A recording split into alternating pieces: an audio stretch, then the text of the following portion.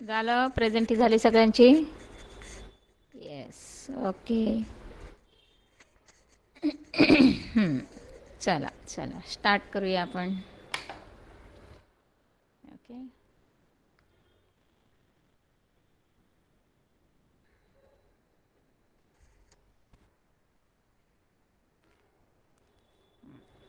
आजचा लेसन आहे तुमचा ह्युमन बॉडी आणि ऑर्गन सिस्टम. एक पहिलं म्हणजे एक लक्षात घ्या की आता आपला सेकंड टर्मचं सिलेबस सुरू झालं आहे. म्हणजे लास्ट लेक्चर पण झाले ना, एक लास्ट वीक न मला असं वाटतं 2 वीक आधी झाले असतील ना. कारण माझा फक्त तुमचा जो बायोलॉजी रिलेटेड आहे किंवा एन्व्हायरमेंट स्टडीशी रिलेटेड आहे तेवढाच टॉपिक असतो ना तुमचा. त्यामुळे लक्षात ठेवायचं आहे आत्ता सेकंड टर्मचं आहे, त्यामुळे फर्स्ट टर्मचं आता तुम्ही काही रीडिंग वगैरे नाही केलं तरी चालणार आहे. तुम्हाला जर इंटरेस्ट असेल तर तुम्ही वाचू शकता, पण एक्झामच्या दृष्टीने तुम्हाला काय करायला लागणार आहे, आता सेकंड टर्मचा स्टडी करायला लागणार आहे. तर आता हा आहे तुमचा lesson human body and organ system. काय सांगितलं आहे बघा त्याच्यामध्ये तुम्हाला संपूर्ण. म्हणजे आता एक लास्ट लेक्चर होतं, म्हणजे लास्ट लेसन होता तुमचा तो सेल ऑर्गनॅलिज. म्हणजे तुम्हाला प्लांट सेल आणि ॲनिमल सेल ह्याचा स्टडी होता. मग सेलचा स्टडी झाला. आता सेल नंतर आपला स्टडी असणार आहे तो ह्युमन बॉडीचा असणार आहे. आणि ह्युमन बॉडी म्हटल्यानंतर तुम्हाला देअर आर ह्यूज ऑर्गन्स आहेत. मग ते सगळे ऑर्गन्स कसे आहेत, कसे बनलेले आहेत आणि त्यांचं फंक्शन काय आहे ते बघायचं आहे. आता बघा, from the organ and organ system are made up of. म्हणजे एकदा पहिली गोष्ट की ऑर्गन म्हणजे काय, तर तुम्हाला एक सिम्पल लाईनमध्ये मी तुम्हाला सांगितलं होतं बघा की तुमचा सेल म्हणजे प्रत्येक गोष्ट काय असेल बनलेली असते ती एक छोट्याशा पार्टने किंवा कणाने बनलेली असते की नाही, कुठलीही वस्तू असू द्या. तसं आपल्या ह्युमन ह्याचं आहे लिव्हिंग थिंगचं, की लिव्हिंग थिंगमध्ये तुमचा जो काही छोटातला छोटा पार्ट असतो ना त्याला सेल म्हणतात. मग बंच ऑफ सेल असतो त्याला तुमचा टिश्यू म्हटलं जातं. बंच ऑफ टिश्यू असतो त्याला ऑर्गन म्हटलं जातं. म्हणजेच आत्ता जो आपण ऑर्गनचा स्टडी करणार आहोत तो तुमचा बंच ऑफ टिश्यूचा असणार आहे. आणि टिश्यू काय असतं तर बंच ऑफ सेल असतं. म्हणजे खूप सारे सेल्स मिळून तयार होणारं जे काय आहे तुमचं त्याला नाव दिलेलं असतं organ. Which organ system are present in human body. तर आपल्या ह्युमन बॉडीमध्ये अशा कितीतरी ऑर्गन सिस्टीम आहेत मुलांनो, की ज्या तुमच्या सगळे फंक्शन म्हणजे कंटिन्युअस प्रोसेसमध्ये ठेवत असतात. मग आता त्या कोणत्या आहेत आणि त्याचं किती इम्पॉर्टंट आहे तुमच्या त्या बॉडीशी रिलेटेड, त्याचा सगळ्याचा स्टडी आज आपण करणार आहोत. बघा, in the last class we have studied some characters of the living organism, all the vital process which are essential properties of the living being are collectively called as the life process. आता life process ही एक मोठं म्हणजे definition आहे की काय आहे आणि लाईफ प्रोसेसमध्ये काय कसे फंक्शन किंवा कसे ऑर्गन स्वतःचे फंक्शन करत असतात. तर तो स्टडी तर तुमचा 10th स्टँडर्डला डिटेल होणार आहे. पण आत्ता सध्या आपलं ह्युमन बॉडी आणि त्याच्याशी रिलेटेड ऑर्गन ह्याचा स्टडी म्हणजेच तुमची लाईफ प्रोसेस कशी चालू होते किंवा कशी एकमेकांवर डिपेंड आहे तो स्टडी आहे. नेक्स्ट काय आहे बघा, which process occurs in our body during the sound sleep. म्हणजेच एक आहे की तुम्ही जागे असताना तर तुमच्या सगळ्या प्रोसेस चालू आहेत हे तुम्हाला माहिती असतं, पण तुम्ही झोपलेले असताना पण तुम्हाला तुमचे इंटरनल जे ऑर्गन आहेत ते वर्क करत असतात. फॉर एक्झाम्पल तुमचं हार्ट आहे ते कंटिन्युअस काम करत असतं, तुमचं ब्रिदिंग चालू असतं, समजतंय. हां, म्हणजे तुम्ही झोपलेले असलात तरी तुमचे इंटरनल ऑर्गन आहेत ते काम करत असतात. इवन तुम्हाला झोपेत कोणी आवाज दिला तर तुम्ही लगेच त्याला रिप्लाय देत असता की नाही. म्हणजे तुमचं सगळे सेन्सरी ऑर्गन पण काम करत असतात, कळतंय. हां बघा, different organs in our body are working in group so as to smoothly carry out the various life process. These life process takes place in various steps. Specific organ carry out the specific steps. Group of organ working together to perform specific function is called as the organ system. बघा काय किती एक छान अशी definition दिली आहे तुम्हाला की different organs in our body are working in group. म्हणजेच आता ऑर्गन म्हणाल तर तुम्ही पहिलं एक घ्या की हार्ट. हार्ट कशाशी रिलेटेड आहे तर सर्क्युलेटरी सिस्टीमशी रिलेटेड आहे. लंग्स म्हटलं तर लंग्स कशाशी रिलेटेड आहेत, ब्रिदिंगशी रिलेटेड आहेत. मग एक नुसतं एक कुठलं तरी काम चालतं किंवा एकाच ऑर्गननी सगळं तुमचं क्लिअर होतं असं नाही आहे, तर त्यांचं एकमेकांशी कनेक्टेड आहेत. मग ते कसे कनेक्टेड असतात? अगदी मेन सांगायचं की डायजेस्टिव्ह सिस्टीम मोस्ट इम्पॉर्टंट आहे ना, कारण तुम्ही खाल तेव्हा तुमचं डायजेशन होणार. मग त्याच्याशी रिलेटेड अजून छोटे छोटे ऑर्गन आहेत की जे तुमच्या डायजेस्टिव्ह सिस्टीममध्ये तुम्हाला हेल्प करत असतात. म्हणजेच को रिलेशन जे म्हणतात, कोऑर्डिनेशन म्हणतात, ते तुमच्या प्रत्येक ऑर्गनमध्ये असतं आणि तेव्हाच तुमच्या सगळ्या सिस्टीम आहेत त्या व्यवस्थित फंक्शन करत राहतात. This life process takes place in various steps. आता त्या स्टेप्स कोणत्या आहेत बघा. Specific organs carry out the specific steps. Group of organs working together to perform the specific function is called as the organ system. Various organ system like digestive system, the respiratory system, circulatory system, nervous system, excretory system, reproductive system, skeletal, muscular, etc. are functioning in our body. तर पहिलं एक थोडंसं ह्या सगळ्या तर तुम्हाला explain होणारच आहेत, पण पहिलं डायजेस्टिव्ह सिस्टीम म्हणजे अगदी मुलांना तुमचा जे काही खाणं असतं ते खाणं म्हणजे तुम्ही जे काही फूड घ्या किंवा काय ब्रेकफास्ट घ्या किंवा काहीतरी काहीही खा, ते पचलं पाहिजे की नाही. हां, मग म्हणजेच ती पचन संस्था जी आहे की नाही त्याला डायजेस्टिव्ह सिस्टीम म्हणतात. आता डायजेस्टिव्ह सिस्टीम नंतर त्याने दिलेलं आहे रेस्पायरेटरी सिस्टीम, जी मी तुम्हाला सांगितलं की लंग्सशी रिलेटेड आहे. म्हणजे थोडक्यात ब्रिदिंग तुमचं श्वास घेणं सोडणं ह्या सगळ्या गोष्टी त्याच्यामध्ये इन्क्लूड आहेत. सर्क्युलेटरी सिस्टीम ही तुमची कंप्लीट ब्लडशी रिलेटेड आहे आणि ते फंक्शन किंवा ते वर्कआउट कोण करत असतं, तर सगळं जे काय आहे कंट्रोल तो सगळा हार्टकडून होत असतो. आता हे सगळं आहे ते कसं म्हणजे जे काही पाईपलाईन आहे किंवा पुढे आपण जेव्हा डीपली शिकू तेव्हा कळेल तुम्हाला की कशा प्रकारे हे सर्क्युलेटरी सिस्टीम काम करत असते. नर्वस सिस्टीम म्हटलं तर नर्वस सिस्टीम येते तुमची ब्रेनशी रिलेटेड असते की सगळा जो तुमचा कंट्रोल आहे की नाही तो सगळा ब्रेनवर असतो. एक्सक्रिटरी सिस्टीम जे अनवॉन्टेड फूड पार्टिकल्स वगैरे असतात की आपल्याला जे नको असतं मटेरियल, ते जे आपण शरीराच्या बाहेर टाकण्याची जी प्रोसेस आहे किंवा सिस्टीम आहे त्याला एक्सक्रिटरी सिस्टीम म्हणायचं. रिप्रोडक्टिव्ह सिस्टीम ही आपली एकतर आपलं जे म्हणजे जनरेशन आहे ते पुढे कंटिन्यू करण्यासाठी ज्याला आपण प्रजनन म्हणतो ती रिप्रोडक्टिव्ह सिस्टीम असते. आणि स्केलेटन आणि मस्क्युलर, तर स्केलेटन असतं आपल्या बॉडीचा पूर्ण सगळा जो काही साईज किंवा आकार आहे की नाही किंवा आपले जे काही आपली बॉडी अशी स्टेडी असते, हां, मग ते सगळं जे काही हाडांचा सापळा म्हणतो की नाही आपला त्याला म्हणायचं स्केलेटल सिस्टीम आणि त्याच्यावर जे सगळे मसल्स असतात त्याला म्हणायचं मस्क्युलर सिस्टीम. आणि ह्या प्रत्येकाचं एक वेगळं फंक्शन आहे, एक स्पेसिफिक कॅरेक्टर आहे प्रत्येकाला. Which different organ perform the function of breathing in the body of the animals. आता पहिलंच त्यांनी घेतलेलं आहे की ब्रीदिंग कशाशी रिलेटेड आहे. म्हणजे तुमचं ब्रीदिंग कशावर चालतं. एक तर पहिलं तुमचं सगळ्यात महत्त्वाचं की तुम्ही नाकाने श्वास घेत असता. अगदी 5वीपासून कुठेतरी तुम्हाला शिकवलेलं असेल की नाकाने श्वास घ्यायचा तोंडाने सोडला जातो. म्हणजेच इनटेक आणि एक्झेल म्हणजे इनहेल आणि एक्झेल असे 2 वर्ड असतात त्याला मुलांना. मग हे कशाशी रिलेटेड आहे तर ते स्टार्ट तुमचं नाकाने आणि तोंडाने असतं, पण ते सगळं रिलेटेड टू द लंग्स आहे. क्लिअर सगळ्यांना. पुढे बघा. Energy is essential to operate all the life process in human body. Energy production occurs within the cells. Cells need the supply of the soluble nutrients and oxygen for the purpose. This supply takes place with the help of respiratory and circulatory system. Respiration is carried out through the following steps. आता नुसतं आपल्याला बोलायला सोपं असतं मुलांनो की respiration असं चालतं, पण ते रेस्पिरेशन कसं चालतं आणि त्याची प्रोसेस काय आहे म्हणजे सेलपर्यंत कसं जात असतं, मग त्याचे तुम्हाला एक टाईप दिलेले आहेत बघा.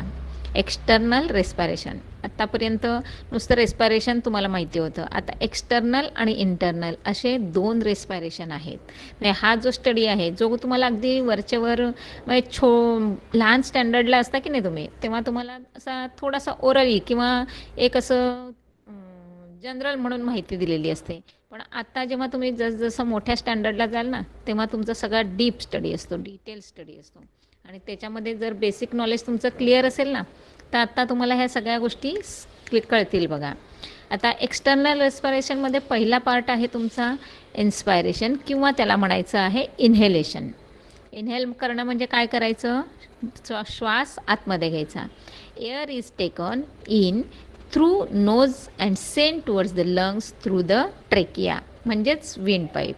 आता इथे कुठेतरी पिक्चर असेल एखादी, येस, हां, इथे बघा व्हाईट पार्ट दिसतोय ट्रेकिया म्हणून, जो तुमचा रेड म्हणजे लॅरनेक्स आणि ब्रँकायटिस याच्यामध्ये तुम्हाला व्हाईट पार्टचा स्टार्ट आहे बघा. हां, मग त्याला नाव दिलेलं आहे ट्रेकिया. म्हणजेच नोझल कॅव्हिटी म्हणून पहिलं नाव दिलं आहे त्याला, म्हणायचं नोज, की ज्याच्यातनं आपण एअर घेत असतो, ब्रिथिंग चालू असतं, इनटेक करायचं काम चालू असतं, आणि ते विथ टेकिया ते कुठे जात असतं, तुमच्या लंग्समध्ये जातं. दोन लंग्स दाखवलेत बघा, पिक्चर कंप्लीट क्लिअर बघायचं आहे. म्हणजे त्यातनं तुम्हाला बऱ्याच गोष्टी कळणार आहेत. म्हणजे तुम्ही श्वास घेतल्यानंतर त्या विंड पाईप ज्याला म्हटलं आहे, त्या विंड पाईपनी काय केला जातो, तो लंग्सपर्यंत पुरवला जातो किंवा लंग्सपर्यंत घेऊन जात असतो. आता त्याच्यानंतर काय सांगितलं आहे बघा, air is taken in through nose and sent towards the lungs through the trachea, that means wind pipe. त्याच्यानंतर आहे एक्झलेशन. दोनच वर्ड लक्षात ठेवायचं, इन्स्पायरेशन किंवा एक्सपायरेशन, किंवा इन्हेलेशन आणि एक्झलेशन. तर इन्हेलेशन म्हणजे एअर आत घेणं झालं. आता ऑफकोर्स त्याच्या अपोजिट काय असणार आहे, तुमचं एक्झलेशन असणार आहे. Oxygen from the inspired air goes in to the blood. Blood carries the CO2 from the various part of the body towards lungs. This air is given out by the exhalation. आता ही process म्हणजे आपल्या बॉडीच्या आतमध्ये चालणारी process आहे. मग काय असतं, आता अगदीच म्हणजे ह्याच्यात सांगते तुम्हाला, की जेव्हा तुम्ही श्वास घेता तेव्हा तुम्ही एअर घेत असता, त्या एअरमध्ये ऑफकोर्स ऑक्सिजन असणार आहे, कळतंय. मग तो ऑक्सिजन तुमचा कुठे जाणार आहे, लंग्समध्ये जाणार आहे. आता लंग्समध्ये गेल्यानंतर तो सगळा ऑक्सिजन आहे तो वाया ब्लड, म्हणजे तो ब्लडमध्ये मिक्स होतो, ज्याला आपण प्युअर ब्लड आणि इम्प्युअर ब्लड म्हणतो की नाही. मग तो पहिला सगळा ऑक्सिजन आहे तो तुमचा त्या लंग्समध्ये जो काही ब्लड असतो, म्हणजे जो हार्टकडनं येत असतो, ज्याला आपण म्हणजे हार्टकडनं म्हणण्यापेक्षा पूर्ण तुमच्या बॉडीकडनं येत असतं, कारण ते इम्प्युअर असतं. तर त्याच्यामध्ये ऑक्सिजन टाकणं, मिक्स करणं, ही जी प्रोसेस आहे त्याला ऑक्सिजनेटेड ब्लड म्हणतात. आणि मग हा सगळा ब्लड जो ऑक्सिजनेटेड ब्लड आहे तो पुन्हा हार्टकडे पाठवला जातो, आणि हार्टकडनं पुन्हा सगळा बॉडी पार्ट्सना पाठवला जातो, की जिथे त्या ब्लडमध्ये जो ऑक्सिजन मिक्स केलेला असतो की नाही, तो ऑक्सिजन यूज केला जातो. आणि तिथे एक छोटीशी रिॲक्शन होत असते जेव्हा त्यांचं वर्क होत असतं, किंवा ब्लड तिथे ऑक्सिजन तिथून यूज केला जातो, तेव्हा तिथे एक रिॲक्शन होते, आणि त्या रिॲक्शनमध्ये CO2 फॉर्म होतो.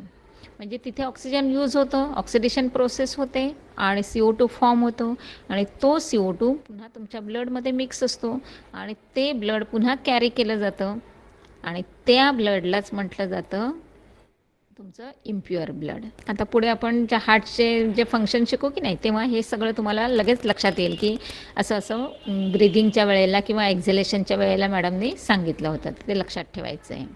दिस air is given out by the exhalation. आणि मग सगळा जो काय आपण बाहेर म्हणजे श्वास सोडत असतो तेव्हा CO2 त्याच्यातनं बाहेर सोडला जात असतो, कळतंय. Both of this process occurring with the help of the lungs are collectively called as the external respiration. म्हणजेच पूर्ण सगळं जे काय आहेत बघा, बोथ प्रोसेस म्हणजे कोणत्या बोथ प्रोसेस, द इन्हेलेशन आणि एक्झलेशन. ही जी प्रोसेस आहे की एअर घेणे, ती लंग्सपर्यंत पोचवणे, लंग्समधनं ती त्याच्यामध्ये ऑक्सिजन मिक्स करणे आणि बॉडी पार्टपर्यंत पोचवणे, आणि तिथून नंतर मग ते आलेला CO2 बाहेर एक्झेल करणे, ही जी प्रोसेस आहे त्याला नाव दिलं आहे कंप्लीट, दोन्ही प्रोसेसला मिळून नाव दिलेलं आहे एक्सटर्नल रेस्पायरेशन. आता त्याच्यानंतर आहे second part, internal respiration. Exchange of gases between the cells and tissue fluid is called as the internal respiration. आता हे कुठे होतं, तर जे गॅसेसचे एक्सचेंज सांगितले ना तुम्हाला, कुठे होणार, ऑफकोर्स ते सेल ऑर्गनमध्ये होणार आहेत, म्हणजेच आपल्या पूर्ण इंटरनल पार्टमध्ये होणार आहेत. मग इंटरनल पार्टमध्ये काय असणार आहे, तर सेल्स अँड टिश्यूज असणार आहेत. मग त्या सेल आणि टिश्यूमध्ये हे सगळं देणं आणि घेणं, म्हणजे थोडक्यात ऑक्सिजन त्यांना सप्लाय करणं आणि CO2 त्यातनं बाहेर घेणं आणि तो एक्झेल करणं, ही जी प्रोसेस आहे त्या प्रोसेसला नाव दिलेलं आहे इंटरनल रेस्पायरेशन. म्हणजे जी बॉडीच्या आतमध्ये किंवा थोडक्यात सांगायचं जी सेलमध्ये घडते त्याला म्हणायचं internal respiration. Oxygen moves from the blood into the tissue fluid and carbon dioxide moves from the tissue fluid into the blood. आता हे कुठून काय जात असतात आणि कोणाला बाहेर काढलं जातं आणि कोणाला मिक्स केलं जातं बघा. Oxygen moves from the blood into the tissue म्हणजेच काय केला जातो, जे आपण एअर इनटेक केलेली आहे, जी लंग्सपर्यंत पोचलेली आहे, त्याच्यामध्ये जो ऑक्सिजन आहे तो काय केला जातो, ब्लडमध्ये मिक्स केला जातो. आणि सगळ्या बॉडीमध्ये जेव्हा तो ब्लड सर्क्युलेट केला जातो आणि तो परत येतो, तेव्हा त्याच्यामध्ये CO2 असतो, तो काय केला जातो, बाहेर काढला जातो आणि एक्झलेशन प्रोसेसमध्ये तो आउट ऑफ बॉडी केला जात असतो. थर्ड पार्ट काय सांगितलं आहे बघा, cellular respiration. Dissolve nutrients like glucose are slowly burn. बघा आता एक पहिलं आहे की सेलमध्ये जेव्हा रेस्पायरेशन होत असतं तेव्हा त्याच्यामध्ये सगळ्यात महत्त्वाचं म्हणजे एनर्जी, जे फूड आहे की नाही, म्हणजे जे आपण डायजेशन झाल्यानंतर ज्याच्या कन्व्हर्शन एनर्जीमध्ये होत असतं ते सगळं तुमच्या त्या सेलपर्यंत पोचवलं जातं किंवा ते सगळ्या ईच अँड एव्हरी सेलपर्यंत ते व्हाया ब्लड जात असतं. कळतं आहे? आता इथे ते दिलं आहे बघा, ऑक्सिडाईज म्हणजेच काय आहे, ज्याच्यामध्ये ऑक्सिजन आहे अशा ब्लडला काय म्हणणार तुम्ही, ऑक्सिडाईज ब्लड म्हणणार. With the help of oxygen and the energy is release from the ATP. आता हा ATP काय असतो हे खालच्या डायच्यामध्ये सांगितलं आहे बघा तुम्हाला. C6H12O6 म्हणजे ह्याला म्हणायचं ग्लुकोज, की जेव्हा तुमचं फूडचं एनर्जीमध्ये कन्व्हर्शन होते की नाही, मग ते तुमचं म्हणजे थोडक्यात सांगायचं आहे तुमच्या बॉडीला लागणारं म्हणजे जे ग्रोथसाठी तुमचं रिक्वायर्ड मटेरियल आहे की नाही ते. आणि त्याच्यामध्ये आपण इन्हेलेशन प्रोसेसमध्ये काय मिक्स करतो, O2 म्हणजेच ऑक्सिजन. आणि मग त्याच्यातनं त्यांची रिॲक्शन झाल्यानंतर तयार काय होतं आहे बघा, CO2 तयार होतो. आता हा H2O तयार होतो म्हणजे त्याला फक्त तुम्ही H2O म्हणायचं आहे की H2O तिथे फॉर्म होत असतो. कारण आपण रिॲक्शन शिकतो तेव्हा त्याच्यातनं बरेच तुमचे काय मॉलिक्युल्स असतात ना, ते सगळे बॅलन्स इक्वेशन केलं जातं, त्यामुळे तिथे H2O तयार होतो. आणि मोठ्या प्रमाणामध्ये सगळ्यात महत्त्वाचं काय तयार होते, ती एनर्जी. आणि एनर्जी म्हणजेच तुमचं ATP. कळतं आहे सगळ्यांना? मग ते ATP जे एनर्जीच्या स्वरूपामध्ये साठवलं जातं, जे मी तुम्हाला शिकवलं होतं बघा तुमचं मायटोकॉन्ड्रिया सेल स्टडीमध्ये. तर ते मायटोकॉन्ड्रिया आहे, त्याच्यामध्ये ATPच्या फॉर्ममध्ये तुमची सगळी एनर्जी स्टोअर केली जाते. मग ती एनर्जी तुमची ह्या अशा प्रकारची एक रिॲक्शन तुमच्या बॉडीमध्ये तुमच्या सेलमध्ये होत असते आणि अशा प्रकारची एनर्जी तुमची ATP फॉर्ममध्ये तयार करून ठेवली जाते. Waste material like CO2 and water vapours. बघा जे काही तुम्हाला 6H2O दिलं आहे की नाही, ते ॲक्च्युली वॉटर म्हणजे प्रत्यक्ष पाणी नाही, तर in the form of water vapours आहेत ते, वाफेच्या रूपामध्ये ते असतं. Cellular respiration can be summarise as the follows. म्हणजे सेल्युलर रेस्पायरेशन कसं होतं हे जर तुम्हाला 2 मार्क्सला विचारलं म्हणजे राईट इन शॉर्ट, तर तुम्हाला ते सेल्युलर रेस्पायरेशनचं 1-2-3 सेंटेन्स आहेत ते पण एक्सप्लेन करायचे आहेत, प्लस ही तुमची जी रिॲक्शन आहे ती पण सांगायची आहे. क्लिअर सगळ्यांना? पुढे बघा, रेस्पायरेटरी सिस्टीम. बरं, इथपर्यंत काय कोणाला डाऊट आहे का एकदा बघूया.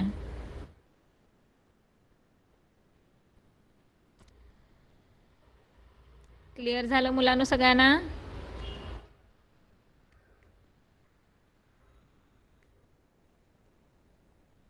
ठीक आहे.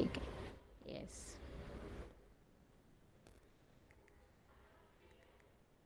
पुढे बघा, respiratory system structure and function. काय सांगितलं आहे बघा. आता रेस्पायरेटरी सिस्टीम काय आणि कसं आहे, कुठून कसं जातं आहे बघा. मग कुठे पहिलं म्हणजे हे दाखवली आहे, हे जे तुमचं म्हणजे पिक्चर आहे त्याला रेस्पायरेटरी सिस्टीम नाव दिलं आहे बघा. म्हणजे इन केस तुम्हाला draw and label the diagram असं सांगितलं तर तुम्हाला रेस्पायरेटरी सिस्टीम काढायची आहे आणि त्याच्यातले हे सगळे पार्ट तुम्हाला दाखवायचे असतात. आणि आता याच्यामध्ये तुम्हाला प्रत्येक पार्टचं फंक्शन बघा. Nose, respiratory system and respiration begins with the nose. Air air is filter with the help of the hair of the mucus present in the nose. म्हणजेच पहिलं तुमची जी नोझल कॅव्हिटी डायग्राममध्ये बघा, नोझल कॅव्हिटी सांगितली आहे, म्हणजेच जिथे तुम्ही एअर इनटेक करता ते नाक असतं, त्यामुळे नोज, आणि त्याच्यामध्ये जी तुमची एअर जाते ती नेहमी फिल्टर होऊन जाते. जर तुम्ही बऱ्याच वेळेला तोंडातनं हवा घेता तेव्हा तुम्हाला कसलाही स्मेल येत नाही बघा, पण मात्र म्हणजे चांगला असू द्या किंवा घाणेरडा असू द्या, तुम्हाला जेव्हा तुम्ही नाकाने श्वास घेत असता तेव्हा तुम्हाला तो म्हणजे स्मेल येत असतो बघा. म्हणजेच तिथे जे नाकामध्ये जे केस असतात की नाही ते फार म्हणजे सेन्सिटिव्ह असतात मुलांना, त्याच्यातनं तुम्हाला तो सगळा म्हणजे स्मेल आहे ना, तर मग चांगला वाईट हे सगळं तुम्हाला त्याचं ज्ञान त्याच्यामुळे होत असतं. आणि दुसरं आहे की फिल्ट्रेशन, म्हणजे एअर फिल्टर करून जायचं काम पण त्याच्यातनं होत असतं. त्याच्यानंतरचं आहे फॅरेनेक्स. आता इकडे डायग्रामकडे बघा, अगदी लगेचच नाकातनं जेव्हा तुमचं हे येतं की नाही, तर तिथे घशाच्या इथे म्हणजे ते कनेक्टेड असतं मुलांना. आता एक तर विंड पाईप आणि फूड पाईप असे 2 पाईप असतात आपले. तर ते एकमेकांशी जिथे कनेक्ट होतात की नाही, तो पार्ट म्हणजे तुमचा असतो फॅरेनिक्स. बघा, food pipe and wind pipe originate in the pharynx. म्हणजेच बऱ्याच वेळेला तुम्ही खाताना जर बोलला तर ठसका लागतो बघा, त्याच्यामागचं रिझन आहे की छोटासा पार्ट किंवा एखादा कण कुठेतरी बोलता बोलता त्या श्वासनलिकेत जात असतो तुमच्या. मग तिथे गेल्यानंतर मात्र हे असले कण आपल्याला चालत नाहीत, त्यामुळे ते लगेच बाहेर फेकले जात असतात. आणि बाहेर फेकण्याची प्रोसेस काय असते, तर जोरात तो ठसका येतो किंवा खोकला येतो, जेणेकरून ते पार्टिकल काय गेलेला असेल तो त्या ह्याच्यानी डायरेक्शननी बाहेर फेकला जातो. Clear. Wind pipe is present in front of the food pipe. There is the lid at the beginning of the wind pipe. बघा कुठे सांगितलं आहे, wind pipe is present in front of the food pipe. डायग्राममध्ये पण तुम्हाला दाखवलं आहे बघा. क्लिअर. हां, म्हणजे विंड पाईप आणि फूड पाईप हा जिथे जॉईंट होतो आहे त्याच्यामध्ये तुमच्या तोंडाकडनं येणारा जो आहे त्याला फूड पाईप म्हणतात, आणि वरून नाकाकडनं येणारा आहे त्याला विंड पाईप म्हणायचं. आणि त्यांचं एकमेकांशी जिथे कनेक्शन आहे त्याच्यावर एक लीड असते, झाकण ज्याला म्हणतो आपण, की ते ॲटोमॅटिकली आपलं होत असतं. ॲटोमॅटिकली होतं आहे म्हणजे काय होतं आहे, तर खात असताना तुमचा श्वास थोड्या वेळासाठी तो थांबला जातो, आणि जेव्हा तुमचं श्वास घेण्याचं काम चालू असतं, किंवा म्हणजे थोडक्यात सांगायचं, श्वास घेताना तुमच्या खाण्याचा काही संबंध येत नाही आहे, तो कंटिन्युअस असतो, पण मोस्टली खात असताना मात्र तो जो काही लीड आहे तुमचं, ते लीड तुमचं थोडंसं पुढे जाऊन त्या श्वासनलिकेवर पडलेलं असतं, म्हणजे जेणेकरून तुमचं फूडचा एक कणसुद्धा तिकडे जाता कामा नये. There is a lead at the beginning of the windpipe. This lead closes the windpipe during passing of food into the food pipe and thereby normally prevents the entry of food particles into windpipe. समजलं? Otherwise wind pipe remains open. Continuous wind pipe हा आपला open असतो, कारण श्वास आपला continuous चालू असतो. खाण्याचं काम आपण फक्त दिवसातनं 3-4 वेळाच करतो आहे, कळतं आहे. पण जेव्हा जेव्हा काही खात असेल, पाणी पित असेल, किंवा तुम्ही काही अजून ज्यूस घेत असाल, फळं खात असाल, काहीही कुठल्याही प्रकारचं खाणं जेव्हा तुम्ही घेत असता तोंडाने, तेव्हा मात्र तो पाईप काय करतो, तुमचा विंड पाईपवर जात असतो, कळतं आहे, लीड. Hence air passes through the pharynx in to wind pipe. आणि सगळ्यात महत्त्वाचं की विंड पाईप थ्रू तुमचं काय होत असतं, सगळी जी घेतलेली एअर आहे ती पास होत असते. आता विंड पाईप कुठे आहे आणि त्याचं फंक्शन बघा. Wind pipe is a swollen at the beginning due to the sound box. आता साऊंड बॉक्स काय असतो ते सांगते, ज्याला म्हणतो की नाही आपला स्वरकोश, की तो नेमका आणि तुमचा तो त्याच्याजवळ असतो, म्हणजे घशातच असतं ते सगळं. मग आता ते कसं, म्हणजे तुमचा आवाज जो येतो की नाही, आता बघा आपण म्हणतो ना आपल्यालाच फक्त बोलता येतं, बाकी कुठल्याही प्राण्यांना बोलता येत नाही मुलांनो. म्हणजे सगळ्यांकडे जी म्हणतात ना त्याला आपण मूक भाषा आहे, पण आपल्याकडे मात्र आवाज आहे, साऊंड आहे. मग तो साऊंड कसा क्रिएट होतो, तर त्याच्यासाठी एक छोटासा साऊंड बॉक्स असतो, आणि तो नेमका कुठे असतो, तर आपल्या त्या घशामध्ये असतो, कळते. बघा, wind pipe is swollen at the beginning due to the sound pipe. बघा, म्हणजे तो कुठे असतो, तुमचा विंड पाईप येतो आहे आणि त्या साऊंड बॉक्सच्या इथे तुम्हाला कनेक्ट झालेला दिसतो आहे. Wind pipe furcates in the thorax. One branch enter the right lungs and the other in to the left. बघा, आता तिथून डायग्राममध्ये बघा, ते फॅरनेक्स, लॅरनेक्स झालं, की तुमचं ट्रॅकिया आलं. ट्रॅकिया म्हणजे तुमचा एंड ऑफ द किंवा त्याला स्टार्ट म्हणूया तुमचा त्या लंग्सच्या इकडच्या पाईपचा. तो त्या ट्रॅकियामधनं जेव्हा तुमच्या एअर येत असते तेव्हा ते 2 लंग्सबरोबर जे कनेक्टेड आहेत बघा. म्हणजे ती सगळी जी काही एअर येते ती 2 लंग्समध्ये जात असते. आता लंग्समध्ये आतमध्ये काय असतं, तर तुमचा जो काय राईट साईडचा लंग्स आहे बघा, त्याला अल्वेयू दाखवलेला आहे, डायफ्रॅम दाखवलेला आहे, कळतंय? म्हणजे त्याच्या खालचा जो पार्ट आहे, जर आपल्या बॉडीचं जर निरीक्षण केलं तुम्ही तर तुमचे लंग्स आहेत त्याच्या बरोबर खाली तुमचा डायफ्रॅम असतो. आणि जे अल्वोली आहे की नाही त्याच्यामध्ये जे काही तुम्हाला वेन्स दाखवलेत बघा, त्या वेन्स सगळ्या तुम्हाला इथे खाली दाखवलेत. म्हणजे जर तुम्ही मायक्रोस्कोप खाली बघितलं तर तुम्हाला अशा प्रकारे द्राक्षाचा गुच्छ असतो की नाही तसं दिसतंय बघा. आणि हे सगळं असतं की नाही ह्याच्यामधनं तुमचं सगळं म्हणजे जी एअर आहे ना त्याच्या ईच आणि एव्हरी सेलमध्ये जात असते. आणि तिथे ती सगळं जे काय आहे ना तुमचं ऑक्सिजन इनटेक करायची प्रोसेस ती सगळी तिथे चालू असते बघा.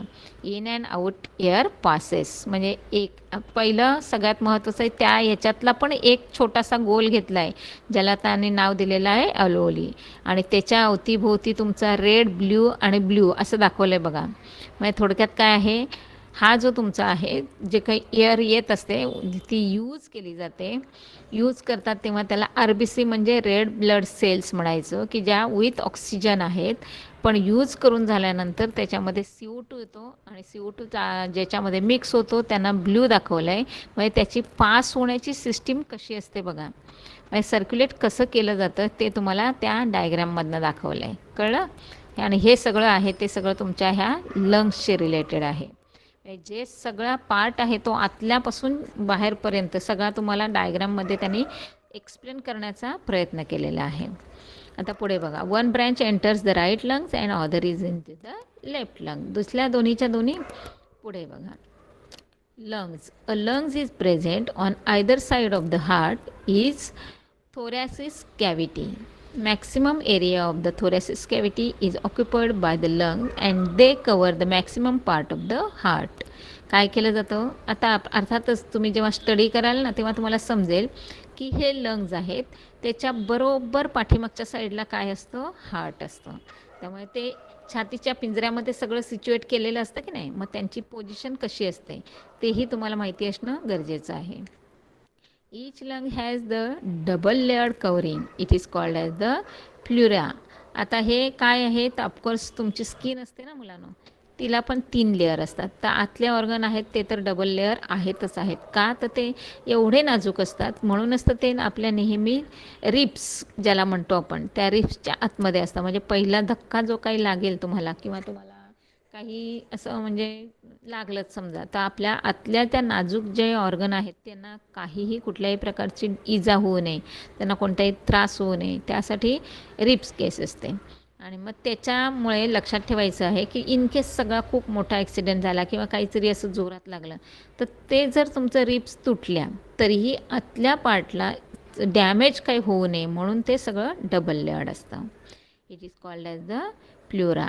Lungs are elastic like the sponge. Lungs are made up of many small compartments called as the alveoli. आता हे सगळे आहेत ना ह्यांना म्हणायचं compartment.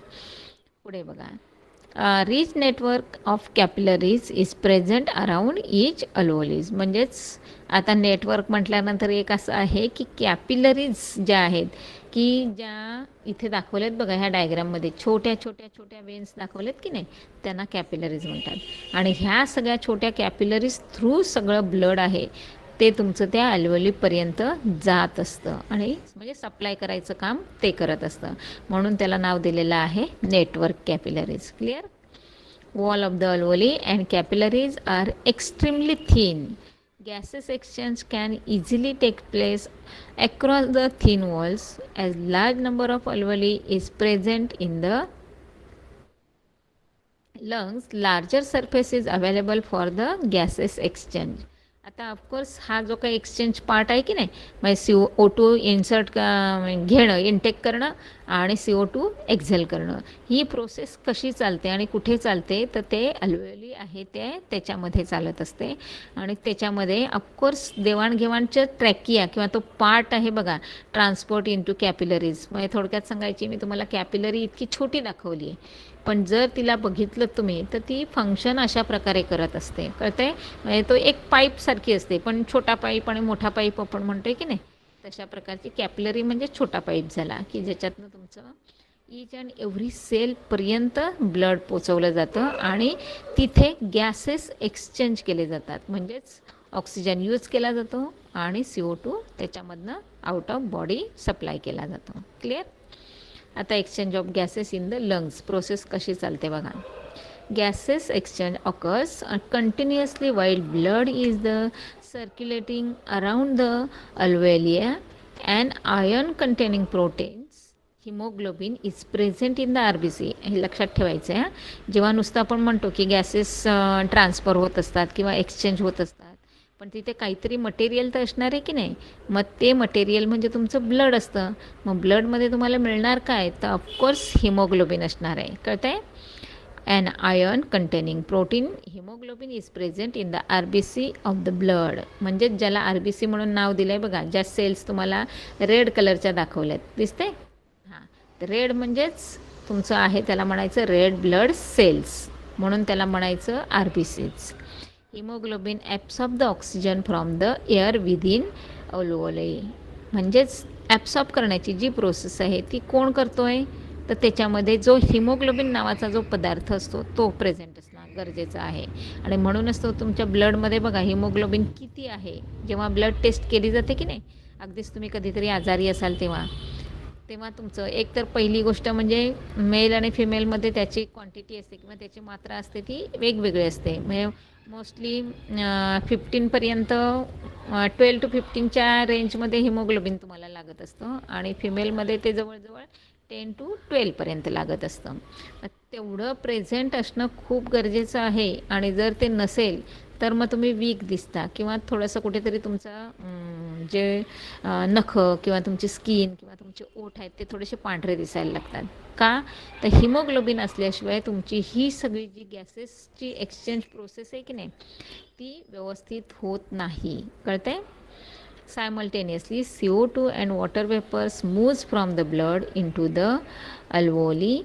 Thus, oxygen is taken into the blood and CO2 and water vapors are removed from the blood and given out by the exhalation.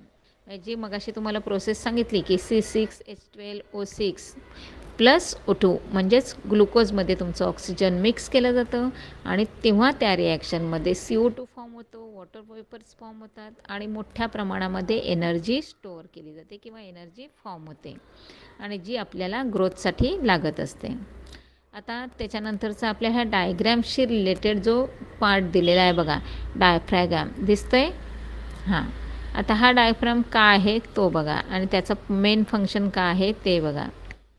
काय सांगितलं आहे, a muscular partition is present at the base of the thoracic Kaij.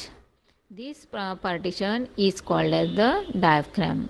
म्हणजेच आता हा सगळा part आहे तो muscular, म्हणजे त्याच्यामध्ये काही नाही आहे, पण मात्र मसल इतकं स्ट्रॉंग आहे तो की एकदम कडक असतो. म्हणजे जसा तुमचं कधी आता तुम्ही हात लावून किंवा टच करून बघितलं असेल तर समजतं की लंग्स एकदम सॉफ्ट असतात आणि लिव्हर एकदम कडक असतं, तसा हा तुमचा डायफ्रॅम असतो. तो थोडासा मस्क्युलर पार्ट आहे पण स्ट्रॉंग असतो. It is present between the thoracic cavity and abdominal cavity. म्हणजेच तुमच्या त्या लंग्स हार्ट आहे त्याच्या बरोबर खाली असतो, पण मात्र पोटाचा वरचा भाग आहे त्याच्यामध्ये तो सिच्युएटेड असतो. Simultaneous rising of the ribs and lowering of the diaphragm cage cause the decrease in pressure on the lungs. हां, याचं मेन फंक्शन काय सांगितलं बघा की अख्खं सगळं एक पहिलं लक्षात घ्या मुलांनो, अगदी घशापासून सुरुवात झाली ती ॲनसपर्यंत आपली बॉडी एकच आहे. म्हणजे कुठेही त्याला काही असं हे नाही आहे बघा. थोडक्यात सांगायचं, तोंडापासून जे सुरू झालं ते एक्सक्रिटरी सिस्टीममधला तुमचा लास्ट पार्ट आहे जो ॲनस सगळं बाहेर टाकत असतो तिथपर्यंत. म्हणजे इनटेकपासून सुरू होतं ते आउटलेटपर्यंत तुमची बॉडी कनेक्टेड आहे मुलांनो. मग आता ती जी आहे त्याचं वजन तर कोणावर तरी पडलं पाहिजे की नाही, कारण ह्या सगळे जे फंक्शन चालत आहेत ते म्हणजे इतके सोपे नाही आहेत. सगळे आपलं स्वतःचं वजन आहे की नाही तुमचं 40, 50 काय 70, 80 असेल की नाही. मग त्याच्यामध्ये तुमचे इंटरनल ऑर्गन आहेत त्यांना पण काहीतरी वजन असणार आहे की नाही. मग ते सगळं काम करत असताना ते सगळं वेट आहे ते कशावर तरी कुठेतरी त्याला सपोर्ट असणं गरजेचं आहे की नाही. हां, मग तो जो सगळा तुमचा रिप्सचा जो भाग आहे की ज्याच्यामध्ये तुमचे मेन ऑर्गन आहेत तर त्यांना थोडासा सपोर्टिंग म्हणून काय असतो तो डायफ्रॅम असतो आहे. क्लिअर सगळ्यांना. बघा पुन्हा एकदा डायग्राम दाखवते की हे सगळं तुमचं लंग्स, त्याच्यानंतर त्याच्या पाठीमागे असणार आहे तो हार्ट, त्याच्याशी रिलेटेड असणार आहे ते लिव्हर. हे खूप मोठे मोठे पार्ट आहेत मुलांनो की जे तुमच्या संपूर्ण रिप केसमध्ये आहेत आणि ते सगळे कोणाशी आहेत टच, तर तुमच्या त्या डायफ्रॅमवर टच आहेत की जेणेकरून त्यांचं वेट तिथे व्यवस्थित मेंटेन केलं जात असतं. Wien the ribs return to their original position and diaphragm rises up, pressure on the lungs increases. कळलं सगळ्यांना की त्याच्यामध्ये कशा प्रकारे प्रेशर इन्क्रीज होतो आणि कशामध्ये डिक्रीज होतो. Due to this air moves out from it through the nose. Continuous upward and downward movement of the diaphragm is necessary to bring out about the breathing. संपूर्ण सगळी जी तुमची इन्हेलेशन एक्झिलेशनची प्रोसेस आहे ती थोडक्यात काय असतं, तुमचं श्वास घेत असताना आणि सोडत असताना तुम्हाला तुमच्या ह्याच्या छातीची मूवमेंट जाणवते की नाही. अपवर्ड डायरेक्शन, डाऊनवर्ड डायरेक्शन जी मूवमेंट आहे ती कशा प्रकारे होत असते ते तुम्हाला म्हणजे कंट्रोल सगळा त्या काय केला जातो त्याच्यामध्ये मेंटेन केला जातो, ॲडजस्ट केला जातो. आता नेक्स्ट आहे ब्रीथिंग मूवमेंट. कशा प्रकारे घेतलं जातं आणि कशा प्रकारे सोडलं जातं आहे. आता काय काय सांगितलं आहे बघा. Observe the movement in the region below the thoracic cage occurring during the breathing and discuss in the class. आता प्रत्येकाने स्वतः ऑब्झर्व करायचं आहे की श्वास घेतल्यानंतर कुठे चेंज मिळतो, पोटावर कसा इफेक्ट होत असतो किंवा लंग्स कसे काय होत असतील, म्हणजे कॉन्ट्रास्ट होतात की एक्सपांड होतात, हे सगळं तुम्हाला समजलं पाहिजे. जेव्हा आपण श्वास आत घेतो आहे तेव्हा काय करतो आहे, एअर घेतो आहे ना, म्हणजे तुमचे लंग्स काय होणार आहेत ते एक्सपांड होणार आणि संपूर्ण म्हणजे जेव्हा तुम्ही योगा करता की नाही किंवा योगामध्ये तुम्ही प्राणायाम हा जो मेन पार्ट असतो की नाही तेव्हा तुम्हाला हे सगळं फिलिंग जाणवतं आहे की कशा प्रकारे तुम्ही एक्झेल करता, म्हणजे सगळं मोठा श्वास घेत असता तेव्हा सगळं एअर जे आत घेता तेव्हा तुमचं सगळी एअर त्याच्यामध्ये साठवली जाते त्या लंग्समध्ये, तेव्हा तो मोठा एक्सपांड होत असतो आणि ज्या वेळेला तुम्ही ते सगळं बाहेर सोडता त्यावेळी तो एकदम कॉन्ट्रास्ट होऊन जात असतो. हे सगळी प्रोसेस तुम्हाला इथे डायग्राममध्ये दाखवली आहे बघा. What is mean by the blood circulation and which organ is present in the blood circulatory system. आता रेस्पिरेटरी सिस्टीम जी तुमची लंग्सची रिलेटेड होती, पुन्हा एकदा लंग्सचा शेप बघून ठेवा आणि लंग्स 2 असतात तेही बघून ठेवा. आता त्याच्यानंतर आपला स्टडी असणार आहे तो हार्टचा स्टडी असणार आहे जो बरोबर तुमच्या लंग्सच्या पाठीमागे असतो. क्लिअर. हां, मग आता हे हार्ट काय असतं. आता पहिलं मुख्य म्हणजे जे लेफ्ट साईडला डायग्राम दाखवले बघा ते तुमचं हार्ट आहे आणि राईट साईडला दाखवले त्याच्यामध्ये तुम्हाला त्याचा जर पोर्शन आपण कट केला तर त्याचा इंटरनल जो ऑर्गन म्हणजे जे काय म्हणतात त्याची रचना आहे, स्ट्रक्चर आहे ते तुम्हाला बघायला मिळतं. Circulatory system performs the function of the transport of the various substances like water, hormones, oxygen, soluble nutrients and waste material through the different organ. आता पहिलं म्हणजे सगळ्यात महत्त्वाचं याच्यामध्ये जे एक मी शब्द वापरते पाईपलाईन, ते असतात तुमच्या सगळ्या वेन्स असतात. हां, की जे तुम्हाला पाईपलाईन बोललं की तुमच्या डोळ्यासमोर बरोबर त्या नळ्या येत असतात की नाही. हां, म्हणजेच हे सगळं आहे. त्याच्यामध्ये पण ब्ल्यू आणि रेड दाखवत आहेत बघा. जो रेड असतो तो तुमचा सगळा प्युअर ब्लडसाठी असतो आणि जो ब्ल्यू आहे तो सगळा तुमचा इम्प्युअर ब्लडसाठी असतो. आता प्युअर आणि इम्प्युअर ब्लड एकाच हार्टमध्ये कसे काय त्यांनी बसवलेले असतात किंवा ते कसं फंक्शन करत असतं, आपलं जे बॉडीचं काम चालतं मुलांनो, तर कशा प्रकारे आपल्या बॉडीचं फंक्शन चालतं आणि एक एक ऑर्गन कशा प्रकारे ते काम कंटिन्युअस करत असतं. म्हणजे थोडक्यात सांगायचं, तुम्ही जन्माला आलात की नाही तेव्हापासून त्यांचं काम चालू आहे ते तुमच्या लास्ट ब्रेथपर्यंत चालू राहणार आहे. कळतं आहे. हां, मग हे कसं चालतं आहे ते तुम्हाला त्या याच्यामध्ये दाखवलं आहे बघा, ॲरोजमध्ये दाखवलं आहे. कळतं आहे. आता जरासं एक्सप्लेन करते म्हणजे तुम्हाला समजेल की डायग्रॅम्स काय असतात. circulatory system performs the function of the transport of various substances like water, hormones, oxygen, soluble nutrients, and waste material. An independent system of the blood circulation is present in the human and higher animals. आता कोणाकडे तर ज्यांच्याकडे वेल develop body आहे की नाही त्यांच्या सगळ्यांमध्ये. मग आता त्याच्यामध्ये सगळ्या प्रकारचे तुमचे प्राणी आहेत ते त्याच्यामध्ये येत आहेत. आणि म्हणून आपला एक हा स्टडी तर चालला आहे तो आपला ह्युमन बिंगशी रिलेटेड आहे. It consist of heart, blood vessels and capillaries. तर आता पहिलं सगळ्यात महत्त्वाचं हा जो तुमचा शेप आहे त्याला म्हणायचं हार्ट. त्याच्यामध्ये जी पाईपलाईन मी म्हणते त्यांना म्हणायचं ब्लड वेसल्स. आणि छोटे छोट्या ज्या लाईन्स दाखवल्यात बघा रेड अँड ब्ल्यू त्यांना म्हणायचं कॅपिलरीज. क्लिअर. पुढे बघा आता हाचा स्टडी कसा करायचा. Heart structure and function. Heart is the present almost at the centre in the thoracic cage. बरोबर लंग्सच्या पाठीमागे म्हणजेच थोरॅसिस केजमध्ये हार्ट बसलेला आहे. It is present behind the ribs between the two lungs and slightly incline on the left side. कुठे आहे असं म्हणजे तो दाखवतानाच बघा कसा दाखवला आहे त्याचा आकार. त्यामुळे त्याचा जो लास्टवाला पोर्शन आहे की नाही तो थोडासा इन्क्लाइन म्हणजे कुठल्या साईडला आहे लेफ्ट साईडला आहे. बऱ्याच वेळेला म्हणून तर आपल्याला सांगितलं जातं बघा झोपताना नेहमी लेफ्ट साईडला झोपायचं. का तर आपल्या हार्टची जी काही पोझिशन आहे ती लेफ्ट साईडला आहे. त्यामुळे नेहमी झोपताना काय करायचं आहे लेफ्ट साईडला झोपायचं असतं. म्हणजे डाव्या कुशीवर झोपणे असं म्हणतात ना ते. Size of the our heart is equal to one's own fist and its weight is about 360 gram. एक हे की तुमचं एक स्वतःची मूठ असते जी आपण म्हणजे जस्ट नुसती बोटं मोडून जी आपण क्लोज करतो की नाही फोल्ड करून. म्हणजे बोटांना फोल्ड करा तुमच्या पाचीच्या पाची आणि तो जो साईज मिळतो आहे तेवढा प्रत्येकाचं काय असणार आहे हार्ट असणार आहे. आणि अराऊंड त्याचं वेट किती असणार आहे 360 ग्रॅम असतं. It is covered by the double layered peritoneal membrane. Its fluid is the present between the two membranes due to which heart is protected from the friction and mechanical shocks.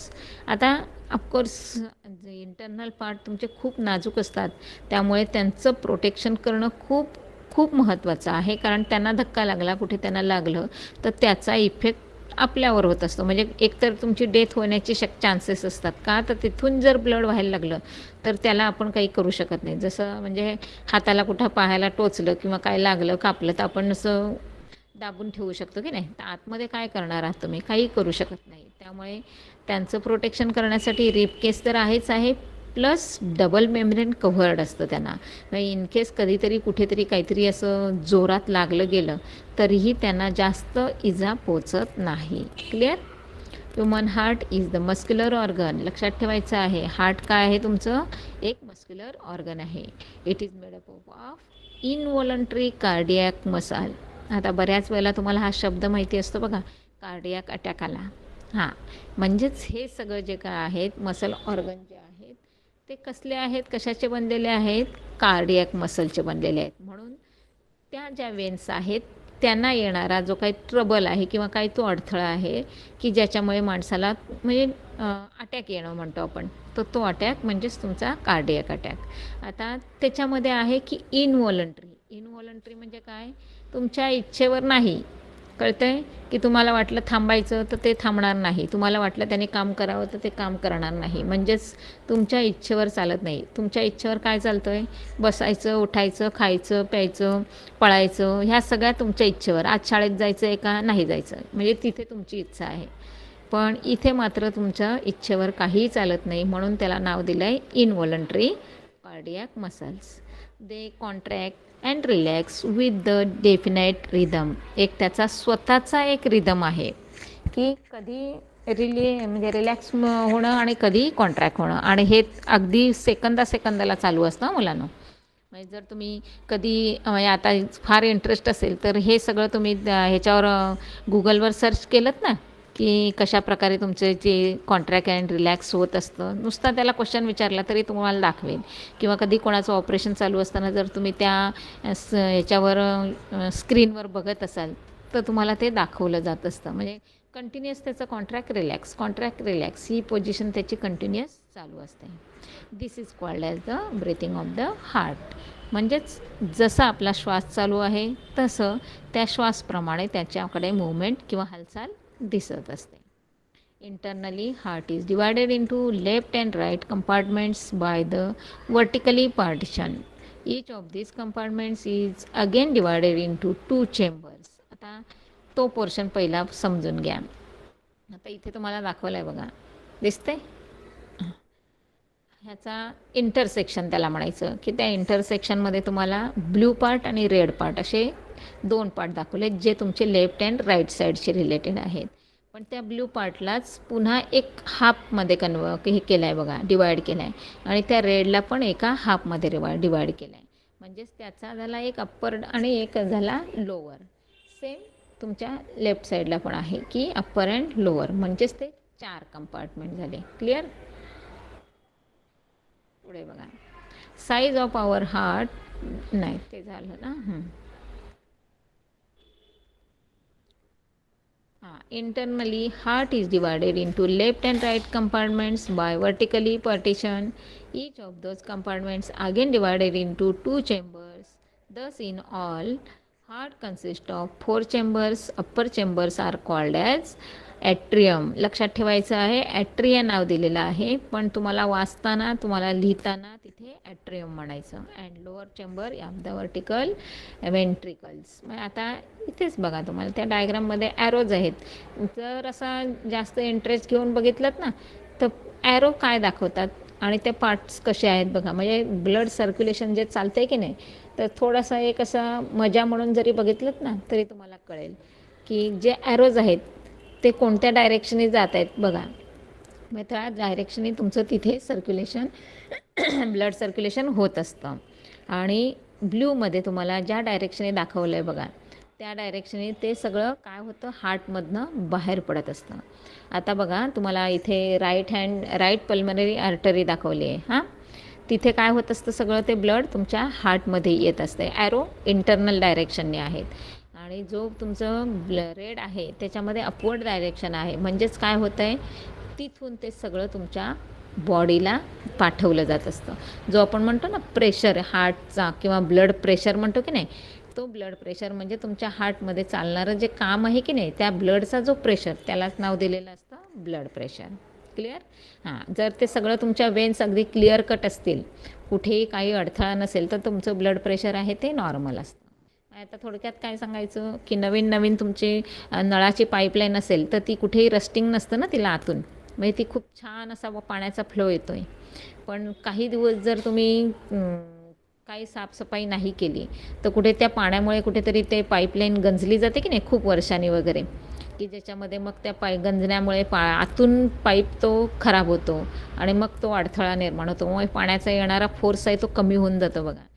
Same आपल्या बॉडीमध्ये असं होत असतं की जर तुम्ही काहीतरी असं खूप काहीतरी असं फास्ट फूड किंवा असं काहीतरी बाहेरचं किंवा कोलेस्ट्रॉलवाला पदार्थ खात असाल तर आतून तुमचं पाईपलाईन आहे ती चोकअप होते, ब्लॉक होते आणि मग कुठेतरी ब्लड प्रेशर वाढला जातो. का तर त्याचा कंटिन्युअस फ्लो आहे, त्याच्यामध्ये अडथळा येतो आणि मग तो अडथळा म्हणजेच थोडक्यात काय होतं, त्याच्यावर आलेला प्रेशर असतो.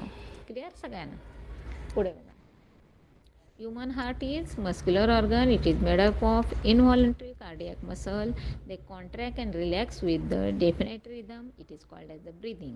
Internally, बरंच झालं नाही का, internally heart is divided into left and right compartment by vertical partition, and each of these compartments again divided into 2 chambers. All these consist of 4 chambers. It is known as upper and lower. तर अप्परला काय म्हणायचं, atrium, आणि लोअरला काय म्हणायचं, ventricles. तर इथे पण जी diagram तुम्हाला दाखवायची आहे ना ती इथे दाखवली आहे. कळतं आहे. त्याच्यामध्येही तुम्हाला कशा प्रकारे ते काम चालतं. ॲक्च्युली रेडमध्ये दाखवला आहे तो तुमचा हार्ट आहे, की हार्ट शेपमध्ये तो अशा प्रकारे तुमचा हार्ट आहे, पण मात्र अख्ख्या बॉडीला तुमचं ब्लड सर्क्युलेट कसं केलं जातं ती पाईपलाईन तुम्हाला इथे दाखवली आहे. पुढे बघा, structure of the heart and the blood circulation. आता ईच अँड एव्हरी पार्टचं फंक्शन बघा. त्याच्यामध्ये blood vessel, structure and function. Heart is breathing, continuously due to the blood continuously circulate through the blood vessels. There are two types of the blood vessels ज्या तुमच्या blue आणि रेडनी दाखवल्या जात असतात. जे red असतं त्याला म्हणायचं प्युअर ब्लडवाल्या आणि जे ब्ल्यू आहेत त्यांना म्हणायचं इम्प्युअर ब्लड कॅरी करणाऱ्या. There are two main types of blood vessels. First one is known as the arteries. आता आर्टरीज काय करतायत बघा. Blood vessels which carry the blood from the heart are called as the arteries. बघा म्हणजे ज्या हार्टकडनं तुमचं blood carry करत असतात त्यांना काय नाव दिलेलं आहे आर्टरीज. म्हणजेच त्याचं नाव इथे तुम्हाला दिलेलं आहे. अप्पर पार्ट आहे त्याला ॲट्रियम म्हटलं आहे. हां मग थोडंसं कुठेतरी ते वर्ड्स आहेत ना ते रिलेटेड असतात. लक्षात ठेवताना काहीतरी स्वतःचे सिम्बॉल तयार करा.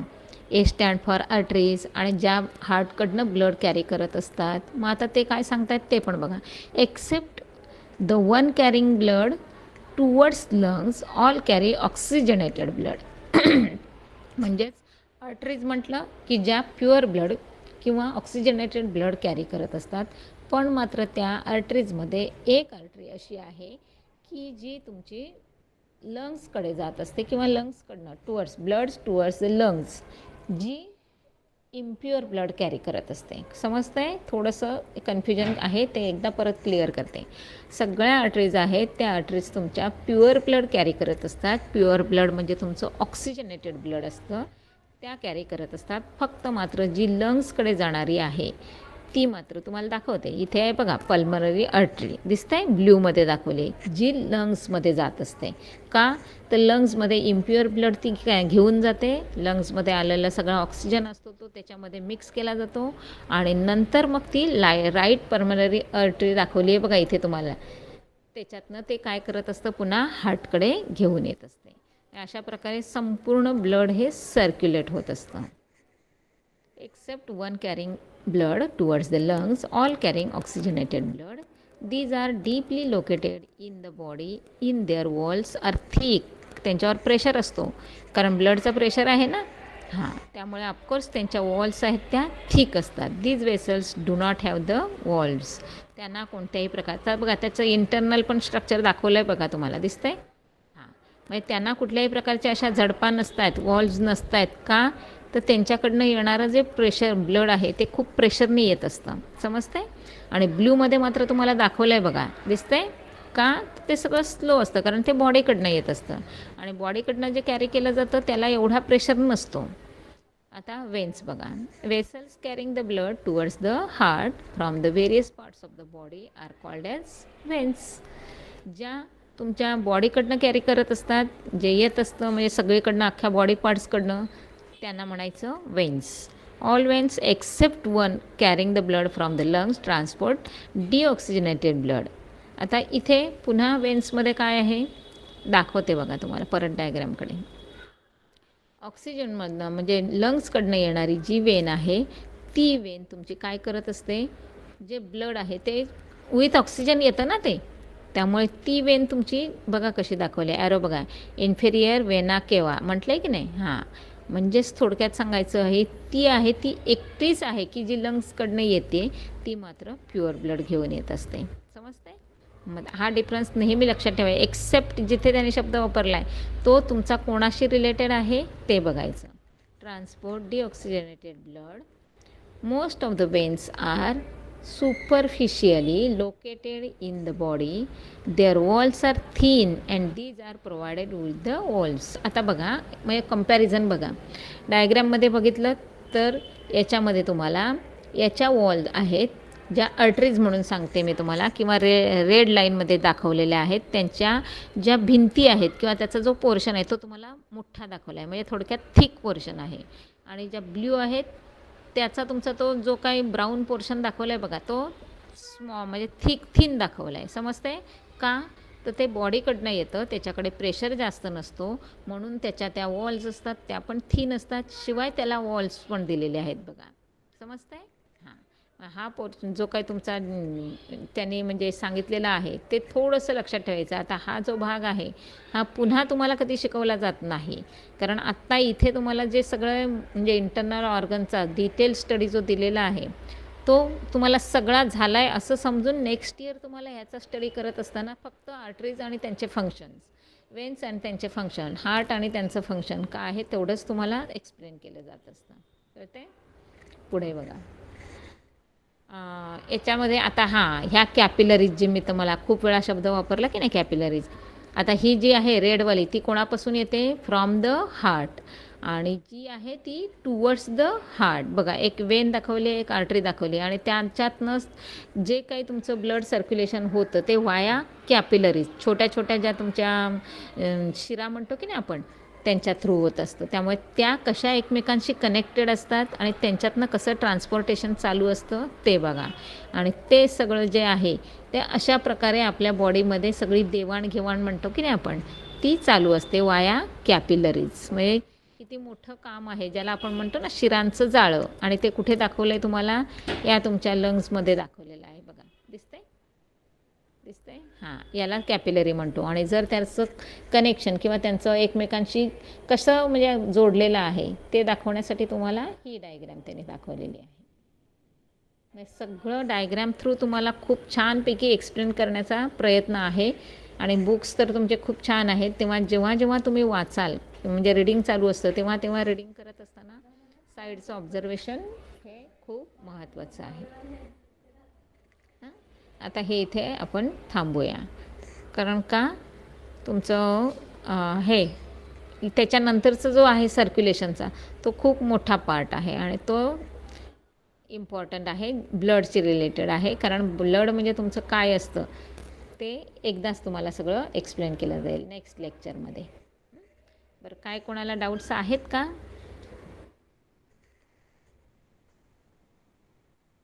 नो डाऊट, क्लिअर सगळ्यांना? ओके ओके, ठीक आहे. चला, बाय बाय.